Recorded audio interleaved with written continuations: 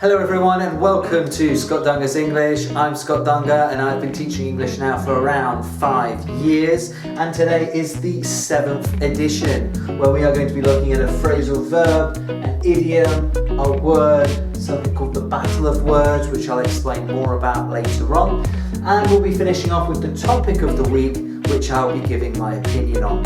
Now, as usual, before we get into this, I'd like to say a huge thank you to everyone who has liked, shared, watched and subscribed to the channel so far. Your support is much appreciated, especially those who have just recently joined from Manchester to Oxford to Scotland, everywhere around the UK. Thank you so much, and I really hope you all enjoy and learn something new from today's video.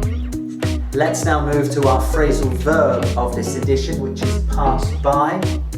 Pass by. And our definition is to move, travel or proceed past someone or something. Move, travel or proceed past someone or something. So I can give you 2 examples here. The first one is one that you're going to have to keep your eyes on me. So I'm now going to pass by the camera. Don't worry, I'm coming back.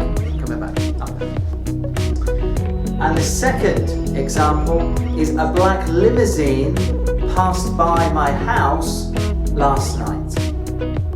A black limousine passed by my house last night.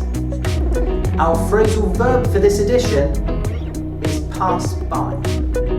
Now let's look at our idiom for this edition, and in case you don't know, an idiom is a fixed expression that we have in the English language that is metaphorical, not literal.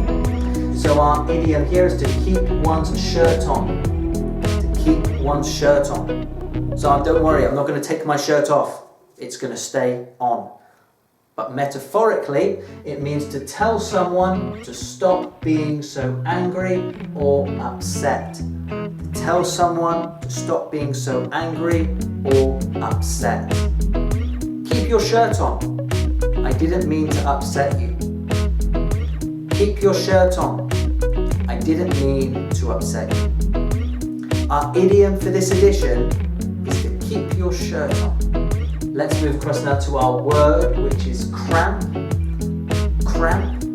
As you can see here, it's a verb and noun. Our definition is a painful, involuntary, muscular contraction.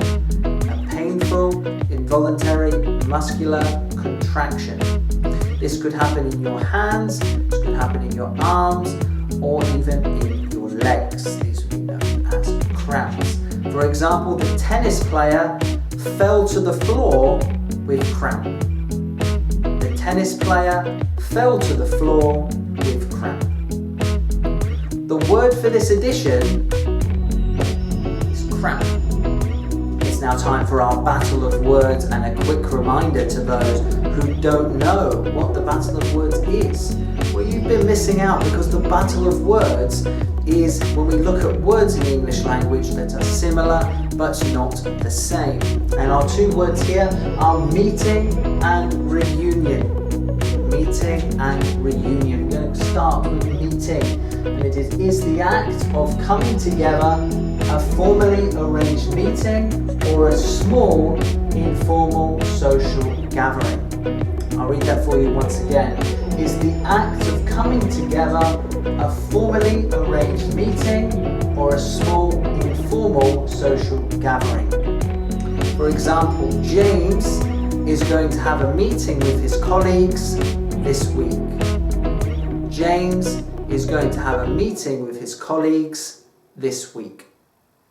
Let's now move to reunion, and it is the process or act of reuniting when people have been apart for some time and they come together again. So it's the process or act of reuniting when people have been apart for some time and they come together again. For example, Gemma had an emotional reunion with her husband at the airport. Gemma had an emotional reunion with her partner at the airport. Our battle of words for this edition is meeting versus reunion. Last but not least is our topic of the week, which is should immigrants be required to learn the local language? Should immigrants be required to learn the local language? In my opinion, I think it's important to at least know the basics. If you know the basics and you can communicate with people, ask questions, tell people how you are feeling, at least know the basics.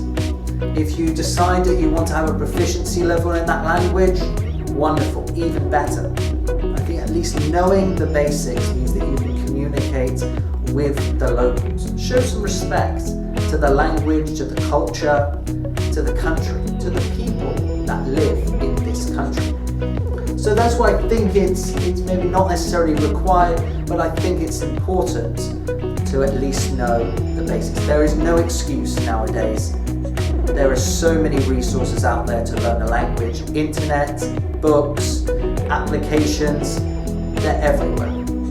So if you do decide to go to another country, it's not difficult to just pick up a few words and try and make an effort with the language. This is my opinion about this topic. I would love to hear what you have to say, what you have in your mind about this topic in the comments section below, and about what we have seen today. Write any comments in the comments section below about what we have seen today.